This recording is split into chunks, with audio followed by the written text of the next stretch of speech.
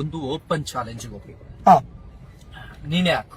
ಹಾ ಯಾರಾದ್ರೂ ಭಾರತದಿಂದ ಒಂದೇ 1 kg ಗೋವಿನ ಮಾಂಸ, ನಾವು ಗೋವು ಅಂತ ಯಾವ್ದನ್ನ ಕರಿತೀವಿ, ಎತ್ತು ಅಥವಾ ಹಾಲು ಕೊಡುವ ಹಸು ಅಥವಾ ಎತ್ತು, ಒಲ ಹೂಳುವ ಎತ್ತುಗಳನ್ನ, ಹಾಲು ಕೊಡುವ ಹಸುಗಳನ್ನ ಗೋವು ಅಂತ, ಕಾಮಧೇನು ಅಂತ ನಾವು ಕರಿತೀವಿ.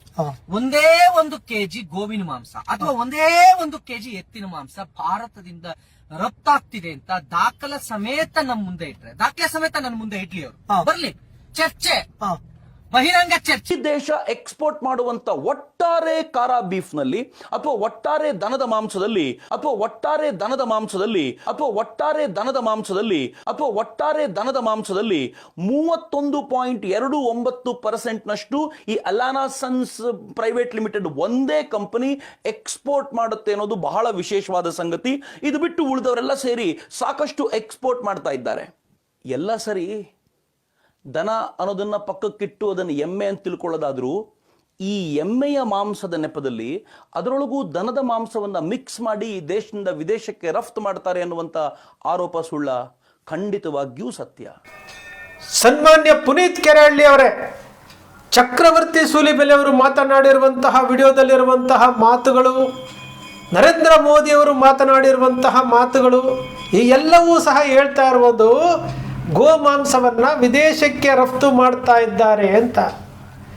ಗೋಮಾಂಸದ 1 ಪೀಸು ವಿದೇಶಕ್ಕೆ ರಫ್ತು ಆಗ್ತಿದ್ರೆ ಹೇಳಿ ಅಂತೇಳಿ ಕಾರ್ನಲ್ಲಿ ಕೂತ್ಕೊಂಡು ವಿಡಿಯೋವನ್ನು ಮಾಡಿ ಚಾಲೆಂಜ್ ಮಾಡ್ತಾ, ಹಿಂದೂ ಧರ್ಮದ ರಕ್ಷಕರಂತೆ ಇವರು, ರಾಷ್ಟ್ರ ರಕ್ಷಣೆ ಮಾಡ್ತಾರಂತೆ, ಇವರು ಬಳಸಿದಂತಹ ಪದಗಳು, ಇವರು ಬಳಸಿದಂತಹ ಮಾತುಗಳಿತ್ತಲ್ಲ, ಇದು ಹಿಂದೂ ಧರ್ಮದಲ್ಲಿ ಉಲ್ಲೇಖ ಆಗಿರುವಂತಹ, ಹಿಂದೂ ಧರ್ಮದಲ್ಲಿ ಬಳಸಲ್ಪಡುವಂತಹ ಮಾತುಗಳ, ಪರಮ ಪವಿತ್ರವಾದಂತಹ ಹಿಂದೂ ಧರ್ಮ ಅದು. ಅಂತಹ ಧರ್ಮದ ಹೆಸರಿನಲ್ಲಿ ಇಂತಿಂತಹ ಪದಗಳನ್ನು ಬಳಸ್ತಿರಲ್ಲ, ಅದು ಒಂದು ಕಡೆ ಇರಲಿ.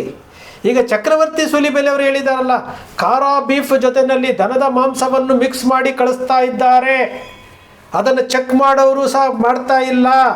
ಇದಕ್ಕೆ ಏನು ಹೇಳ್ತಿರ್ರಿ ಚಕ್ರವರ್ತಿ ಸೂಲಿಬೆಲೆ ಅವರ ಮಾತಿಗೆ? ಪುನೀತ್ ಕೆರೆಹಳ್ಳಿ ಅವರೇ, ಪುನೀತ್ ಕೆರೆಹಳ್ಳಿ ಅವರು ಇದನ್ನು ಕೇಳಬೇಕು.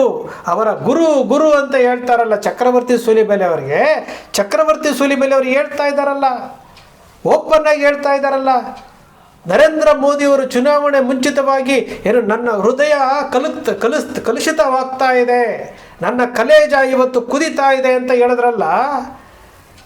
ಏನು ದನದ ಮಾಂಸದ ರಫ್ತಿನಲ್ಲಿ ಭಾರತ 1ನೇ ಸ್ಥಾನದಲ್ಲಿದೆ ಅಂತೇಳಿ ನರೇಂದ್ರ ಮೋದಿ ಅವರು ಹೇಳಿದ್ರು. ಈಗ 2ನೇ ಸ್ಥಾನದಲ್ಲಿದೆ. ಉತ್ತರ ಪ್ರದೇಶದಲ್ಲಿಂದ ಏನು ಸಪ್ಲೈ ಮಾಡ್ತಾ ಇರುವಂಥದ್ದು ಯಾರು? ಇದೇ ನರೇಂದ್ರ ಮೋದಿ ಅವರು ಹೇಳಿರುವಂಥದ್ದು.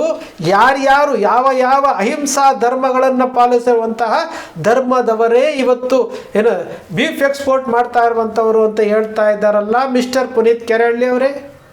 ಆಯಿತು, 1 ಪೀಸು ದನದ ಮಾಂಸ ಹೋಗಲಿಲ್ಲ ಅಂತಲೇ ಇಟ್ಕೊಳ್ಳಿ, ಮಿಕ್ಸ್ ಮಾಡಿ ಕಳಿಸ್ತಾ ಇರೋದನ್ನು ತಡಿಲಿಲ್ಲ ಅಂತ ಇಟ್ಕೊಳ್ಳಿ, ಎಮ್ಮೆ ಮಾಂಸವನ್ನು ರಫ್ತು ಮಾಡ್ತಾ ಇದ್ದಾರೆ ಅಂತೇಳಿ ನೀವು ಹೇಳ್ತಾ ಇದ್ದೀರಲ್ಲ. ಎಮ್ಮೆ ಯಾರ ವಾಹನ? ಧರ್ಮರಾಯನ ತಂದೆ ಯಮಧರ್ಮ ರಾಜನ ವಾಹನ ಎಮ್ಮೆ ರೀ. ಎಮ್ಮೆ ಹಾಲು ಕೊಡುತ್ತೆ, ಗಟ್ಟಿಯಾದ ಹಾಲು ಕೊಡುತ್ತೆ. ಆ ಹಾಲಿನಿಂದ ಮೊಸರು ಮಾಡ್ತಾರೆ, ಆ ಹಾಲಿನಿಂದ ಬೆಣ್ಣೆ ಮಾಡ್ತಾರೆ, ಹಾಲಿನಿಂದ ತುಪ್ಪ ಮಾಡ್ತಾರೆ. ಗಟ್ಟಿಮುಟ್ಟಾದಂತಹ ಏನು ದೇಹ ಇರಬೇಕು ಅಂದರೆ ಎಮ್ಮೆ ಹಾಲು ಕೊಡಿಸ್ತಾರ್ರಿ. ಯಾಕೆ? ಅದರ ಹಾಲನ್ನು ಕುಡ್ಕೊಂಡು ಅದರ ಮಾಂಸವನ್ನು ರಫ್ತು ಮಾಡಬೇಕಾದ್ರೆ ಅದೇನು ನಿಮಗೆ ಬರೋದಿಲ್ಲಂತೆ. ಎಂತೆಂತಹ ಡ್ರಾಮಾಗಳನ್ನು ಮಾಡ್ತೀರಿ, ಎಂತೆಂತಹ ಸಮಯಕ್ಕೆ ತಕ್ಕ ಹಾಗೆ ಮಾತನಾಡ್ತೀರಿ ಶ್ರೀಯುತ ಪುನೀತ್ ಕೆರೆಹಳ್ಳಿ ಅವರೇ. ನಿಮಗೆ ಬೇಕಾಗಿರುವುದು ಏನು ಗೊತ್ತಾ? ನೀವು ವಾಸ್ತವವಾಗಿ ನೀವು ಪ್ರಚಾರದಲ್ಲಿರಬೇಕು ಅಷ್ಟೇ. ವಾಮನಾಚಾರ್ಯರವರು ಒಂದು TV ಚಾನಲಲ್ಲಿ ಹೇಳ್ತಾರೆ, ಗೋಮಾಂಸದ ಭಕ್ಷಣೆ ಬಗ್ಗೆ ಹೇಳ್ತಾರೆ, ರಫ್ತಿನ ಬಗ್ಗೆ ಹೇಳ್ತಾರೆ. ಪ್ರಮೋದ್ ಮುತಾಲಿಕ್ ಅವರು ಹೇಳ್ತಾರೆ, ಅತಿ ಹೆಚ್ಚು ರಫ್ತು ಮಾಡ್ತಾ ಇರುವಂಥದ್ದು ಉತ್ತರ ಪ್ರದೇಶದಿಂದ, ಅದು ಹಿಂದೂಗಳು, ಅದು ಬೇರೆ ಬೇರೆ ಅಹಿಂಸಾ ಧರ್ಮಗಳನ್ನು ಫಾಲೋ ಮಾಡುವಂಥ ಧರ್ಮಗಳು ಅಂತ ಹೇಳ್ತಾ ಇದ್ದಾವೆ. ಯಾಕೆ ಇವ್ಯಾವುದು ಕಿವಿಗೆ ಹೋಗ್ತಾ ಇಲ್ವಾ ನಿಮಗೆ? ಚಕ್ರವರ್ತಿ ಸೂಲಿಬೆಲೆ ಅವರು ಹೇಳಿರುವಂಥ ಮಾತುಗಳಾದರೂ ಕೇಳಬೇಕಲ್ಲ. ಅವರು ಮಾತನಾಡುವಂಥದ್ದು ಎಲ್ಲವೂ ಸುಳ್ಳೆ, ಸೃಷ್ಟಿ ಮಾಡ್ಕೊಂಡು ಹೇಳ್ತಾರೆ. ಆದರೆ ಇದೊಂದು ವಿಚಾರದಲ್ಲಿ ಅವರು ಸತ್ಯ ಹೇಳ್ಬಿಟ್ಟಿದ್ದಾರೆ ನೋಡಿ. ಇವರು ಸತ್ಯ ಹೇಳಿದಾರಲ್ಲ, ಎಮ್ಮೆ ಮಾಂಸವನ್ನು ರಫ್ತು ಮಾಡಿದ್ರೆ ಓಕೆನಾ ನಿಮಗೆ? ಯಾಕೆ ಅದು ಧರ್ಮರಾಯನ ತಂದೆಯ ವಾಹನ ಆಗಿಲ್ವಾ? ಧರ್ಮರಾಯ ಯಾರ್ರೀ? ಪಾಂಡವರ ಅಗ್ರಗಣ್ಯ, ಪಾಂಡವರ ಮೊದಲ ಪಾಂಡವ, ಹೌದಲ್ವೇನ್ರಿ? ಕುರುಕ್ಷೇತ್ರದಲ್ಲಿ ಧರ್ಮವನ್ನು ಗೆಲ್ಲಿಸಿದಂತಹ ಧರ್ಮರಾಯನ ನೇತೃತ್ವದಲ್ಲಿ ಕುರುಕ್ಷೇತ್ರ ಯುದ್ಧ ನಡೆದಿದ್ದು, ಮಹಾಭಾರತ ನಡೆದಿದ್ದು. ಅಂತಹ ತಂದೆಯ ಯಮಧರ್ಮರಾಯನ ವಾಹನ ಎಮ್ಮೆ ಅಥವಾ ಕೋಣ ಅಂತ ಇಟ್ಕೊಳ್ಳಿ, ಅದನ್ನು ಕತ್ತರಿಸಿ ಅದನ್ನು ಮಟನ್ ಮಾಡಿ ಅದನ್ನು ವಿದೇಶಗಳಿಗೆ ಕಳಿಸ್ಬೋದಂತೆ. ಇವ್ರಿಗೆ ಅವೆಲ್ಲ ಗೊತ್ತೇ ಇಲ್ವಂತೆ. ಇವರು ಚಾಲೆಂಜ್ ಮಾಡ್ತಾರಂತೆ. ದುಡಿಬೇಕ್ರಿ ಪುನೀತ್ ಕೆರೆಹಳ್ಳಿ ಅವರೇ. ಹಿಂದೆ ನೀವು ಡ್ರೈವರ್ ಆಗಿದ್ರಿ, ಕಾರ್ನಲ್ಲಿ ಡ್ರೈವಿಂಗ್ ಮಾಡ್ತಾ ಮಾಡ್ತಾ ಏನೋ ಫೇಮಸ್ಸಿಗೆ ಬಂದ್ರಿ. ಇವತ್ತು ನಿಮ್ಮನ್ನು ಬಳಸ್ಕೊಂಡು ಅದನ್ನು ಹೀಟನ್ನು ಹಂಗೆ ಇಟ್ಕೊಳ್ಳೋದಕ್ಕೋಸ್ಕರವಾಗಿ ನಿಮ್ಮ ಮೇಲೆ 20, 30, 40 ಕೇಸುಗಳನ್ನು ಹಾಕಿಸ್ಕೊಂಡು ನಿಮಗೆ ಸಪೋರ್ಟ್ ಮಾಡ್ತಾ ಇದ್ದಾರಲ್ಲ, ಭಾರತೀಯ ಜನತಾ ಪಕ್ಷದವರು ಸಪೋರ್ಟ್ ಮಾಡ್ತಾ ಇದ್ದಾರಲ್ಲ ಕಾಂಗ್ರೆಸ್ ಪಕ್ಷ ಬೈಯೋದಕ್ಕೆ. ಆದರೆ ನಿಮ್ಮನ್ನು ಬಳಕೆ ಮಾಡ್ಕೊಳ್ತಾ ಇದ್ದಾರೆ ಅನ್ನೋ ವಿಚಾರ ನಿಮಗೆ ಗೊತ್ತೇ ಇಲ್ಲ. ನಿಮಗೆ ಗೊತ್ತೇ ಇಲ್ಲ. ಯಾಕೆ? ಅವ್ರು ಯಾರೂ ಸಹ ಇದ್ರ ಬಗ್ಗೆ ಮಾತಾಡೋದೇ ಇಲ್ಲ. ನೀವು ಯಾಕೆ ಮಾತಾಡ್ತೀರಿ? ಯಾಕೆ ಮಾತಾಡ್ತೀರಿ? ಇವತ್ತು ದೇಶದಲ್ಲಿ ಈ ಗೋಹತ್ಯೆ ನಿಷೇಧ ಅಂತಿರಲ್ಲ, ಹೇಳ್ರಿ ನರೇಂದ್ರ ಮೋದಿ ಅವರಿಗೆ ಹೋಗಿ ಹೇಳಿ, ಕಂಪ್ಲೀಟಾಗಿ ಭಾರತದಿಂದ ಗೋಮಾಂಸ ಆಗಲಿ, ಎಮ್ಮೆ ಮಾಂಸ ಆಗಲಿ, ಕೋಣದ ಮಾಂಸ ಆಗಲಿ, ಎತ್ತಿನ ಮಾಂಸ ಆಗಲಿ ರಫ್ತು ಆಗಬಾರ್ದು ಅಂತೇಳಿ ನಿಷೇಧ ಮಾಡೋದಕ್ಕೆ ಹೇಳ್ರಿ. ಆಗಲ್ಲ ಅಲ್ಲ, ಅದು ಆಗಲ್ಲ ನಿಮಗೆ. ಕರ್ನಾಟಕದಲ್ಲಿ ಕಾಂಗ್ರೆಸ್ ಪಕ್ಷದ ಸರ್ಕಾರ ಇದೆ, ಇಲ್ಲಿ ಅದಕ್ಕೆ ಕೆಟ್ಟ ಹೆಸರು ತರಬೇಕು. ಇಲ್ಲಿದ್ದಾರಲ್ಲ ಒಂದು 2% ಇದ್ದಾರಲ್ಲ, ಅವರು ಅನಾದಿ ಕಾಲದಿಂದಲೂ ಬಾಬರು ಭಾರತಕ್ಕೆ ಬಂದಾಗ ಮೊಘಲರ ಆಳ್ವಿಕೆಯಲ್ಲೂ ಅವರಿದ್ದರು. ಅವತ್ತೂ ಸಹ ಗೋಮಾಂಸದ ಭಕ್ಷಣೆ ಆಗ್ತಿತ್ತು, ಗೋಹತ್ಯೆ ಆಗ್ತಿತ್ತು. ಅವತ್ತು ತಡಿಲಿಲ್ಲ ಅವರು. ಇನ್ನು ಬ್ರಿಟಿಷ್ನವರು ತಬ್ಬಲಿಯು ನೀನಾದೆ ಮಗನೇ ಅಂತ ಒಂದು ಸಿನಿಮಾ ಬಂದಿತ್ತು. ಅದರಲ್ಲಿ ಬ್ರಿಟಿಷರು ಒಬ್ಬರು ಆ ಗೋಮಾಂಸ ಭಕ್ಷ್ಯದ ಬಗ್ಗೆ ಹೇಳ್ತಾರೆ. ಬ್ರಿಟಿಷರು ಅವತ್ತು ಗೋಮಾಂಸವನ್ನು ಬಳಸ್ಕೊಳ್ತಾ ಇದ್ದರು. ಅವತ್ತು ಈ 2%ನವರು ಯಾರೂ ಸಹ ಹೇಳಲಿಲ್ಲ, ಅದರ ವಿರುದ್ಧ ಮಾತಾಡಿಲ್ಲ. ಇವತ್ತಿಗೂ ಸಹ 2%ನವರು ನಿಮ್ಮಂಥವ್ರನ್ನ ಮುಂದೆ ಬಿಟ್ಟು ಅದನ್ನು ಜೀವಂತವಾಗಿ ಇಡಿಸಿ ಇಲ್ಲಿ ಯಾವ ಸರ್ಕಾರ ಅಧಿಕಾರಕ್ಕೆ ಬರುತ್ತೋ ಆ ಸರ್ಕಾರದ ಜೊತೆಯಲ್ಲಿ ತಾವು ಇರಬೇಕು ಅಂತ ಹೇಳ್ಬಿಟ್ಟು ಅವರು ನಡೆಸ್ತಿರುವಂತಹ ಈ ಮೈಂಡ್ ಗೇಮ್ ಆಟಕ್ಕೆ ನೀವು ಬಲಿ ಆಗ್ತಾ ಇದ್ದೀರಾ ಹೊರತು ನೀವು ಕೇಸುಗಳು ಹಾಕಿಸ್ಕೊಂಡು ಜೀವನವನ್ನು ಹಾಳು ಮಾಡ್ಕೊಳ್ತಾ ಇದ್ದೀವಿ ಹೊರತು ನಿಮಗೊಂದಷ್ಟು ಹಣ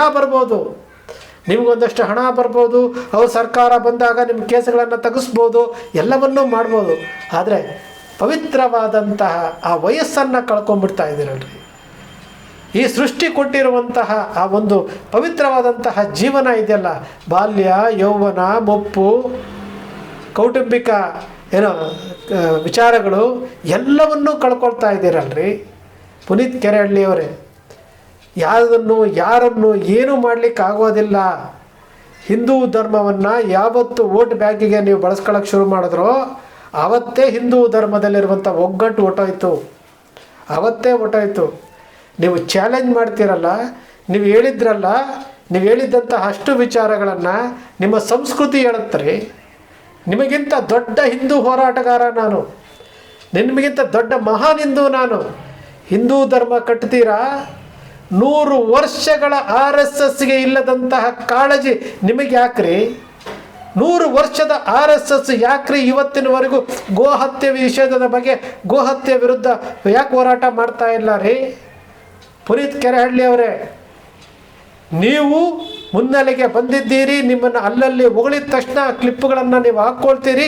ನಿಮ್ಮ ಜೀವನವನ್ನು ನೀವು ಹಾಳು ಮಾಡ್ಕೊಳ್ತಾ ಇದ್ದೀರ ಹೊರತು ಮತ್ತಷ್ಟು ಜನ ಯುವಕರ ಜೀವನವನ್ನು ಹಾಳು ಮಾಡ್ತಾ ಇದ್ದೀರ ಹೊರತು 100 ವರ್ಷದ ಒಂದು ಸಂಘಟನೆ, 100 ವರ್ಷದ ಸಂಘಟನೆ, ಅವರ ಚೀಫ್ ಮೋಹನ್ ಭಾಗವತ್ ಅವರು ಬರ್ತಾ ಇದ್ದಾರೆ ಅಂತಂದರೆ ಅವರಿಗೆ ಸುತ್ತಲೂ ಇರುವಂಥ ಸೆಕ್ಯೂರಿಟಿ ಇರುವಂತಹ ಅಂತಹ ಪ್ರಬಲವಾದಂಥವರು.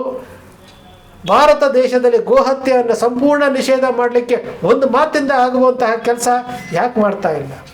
ಅದು ಎಮ್ಮೆ ಆಗಲಿ, ಕೋಣ ಆಗಲಿ, ದನದ ಮಾಂಸ ಆಗಲಿ, ಎತ್ತಿನ ಮಾಂಸ ಆಗಲಿ ಸಂಪೂರ್ಣ ನಿಷೇಧ ಮಾಡ್ಬೋದಲ್ಲ, ಯಾತಕ್ಕೆ ಮಾಡ್ತಾ ಇಲ್ಲ? ನಿಮ್ಮೊಬ್ಬರಿಗೆ ಯಾತಕ್ಕೆ ನಿಮ್ಮೊಬ್ಬರಿಗೆ ಮಾತಾಡಬೇಕಾದ್ರೆ ವಿಚಾರ ಮಾಡಿ ಮಾತಾಡ್ಬೇಕ್ರಿ ಪುನೀತ್ ಕೆರೆಹಳ್ಳಿಯವರು. ನಿಮ್ಮ ಜೀವನವನ್ನು ನೀವು ಹಾಳು ಮಾಡ್ಕೊಳ್ತಾ ಇದ್ದೀರಿ, ನಿಮ್ಮ ಯೌವನವನ್ನು ಹಾಳು ಮಾಡ್ಕೊಳ್ತಾ ಇದ್ದೀರಿ. ನಿಮ್ಮದೇ ಆದಂಥ ಒಂದು ಸಂಸಾರ, ನಿಮ್ಮದೇ ಆದಂಥ ಒಂದು ಕುಟುಂಬ. ಇವತ್ತು ಏನು ಹಿಂದೂ ಹೋರಾಟಗಾರರು ಎಲ್ಲ ಹೇಳ್ತಾರಲ್ಲ, 3 ಮಕ್ಕಳು ಮಾಡ್ಕೊಳ್ಳಿ, 4 ಮಕ್ಕಳು ಮಾಡ್ಕೊಳ್ಳಿ ಅಂತೇಳಿ. ನಿಮಗೂ ಅನ್ವಯಿಸುತ್ತೆ ರೀ. ನೀವು ಮದುವೆ ಆಗ್ರಿ, ಒಂದು ಕಾಯಕ ಮಾಡಿ, ಕೌಟುಂಬಿಕ ವಿಚಾರಗಳಲ್ಲಿ ತೃಪ್ತಿ ಪಡಿ. ತಂದೆ ತಾಯಿ ಹೆಂಡತಿ ಮಕ್ಕಳು ಸೋದರರ ಜೊತೆಯಲ್ಲಿ ಒಂದು ಜೀವನ ಮಾಡಿ. ನೀವೊಬ್ಬರೇ ಹಿಂದೂ ಧರ್ಮವನ್ನು ಉಳಿಸೋದಕ್ಕೆ, ನೀವೊಬ್ಬರೇ ಗೋವಂಶವನ್ನು ಉಳಿಸೋದಕ್ಕೆ ಅಂತ ಹೋಗಬೇಡಿ. ನಿಮಗಿಂತ ಚೆನ್ನಾಗಿ ಲಾಲನೆ ಪಾಲನೆ ಮಾಡುವಂತಹ ಗ್ರಾಮಗಳಲ್ಲಿ ಗ್ರಾಮಸ್ಥರು ಭಾಳ ಜನ ಇದ್ದಾರೆ. ಸ್ನೇಹಿತರೆ, ನಿಮ್ಮ ಅಕ್ಷರ ಮೀಡಿಯಾ ಸೃಷ್ಟಿ ಮಾಡೋದಿಲ್ಲ, ಕಲ್ಪನೆ ಮಾಡೋದಿಲ್ಲ, ವಾಸ್ತವದ ವಿಚಾರವನ್ನು ವಿಶ್ಲೇಷಣೆ ಮಾಡುತ್ತೆ. ನಿಮ್ಮ ಅಕ್ಷರ ಮೀಡಿಯಾದ ವಿಶ್ಲೇಷಣೆ ನಿಮ್ಗೆ ಇಷ್ಟ ಆಯಿತು ಅಂದರೆ ಸಬ್ಸ್ಕ್ರೈಬ್ ಆಗಲಿಲ್ಲ ಅಂದರೆ ಸಬ್ಸ್ಕ್ರೈಬ್ ಮಾಡ್ಕೊಳ್ಳಿ. ಪಕ್ಕದಲ್ಲಿ ಕಾಣುವಂಥ ಬೆಲ್ ಐಕಾನ್ ಪ್ರೆಸ್ ಮಾಡಿ, ಶೇರ್ ಮಾಡಿ, ಪ್ರೋತ್ಸಾಹ ನೀಡಿ.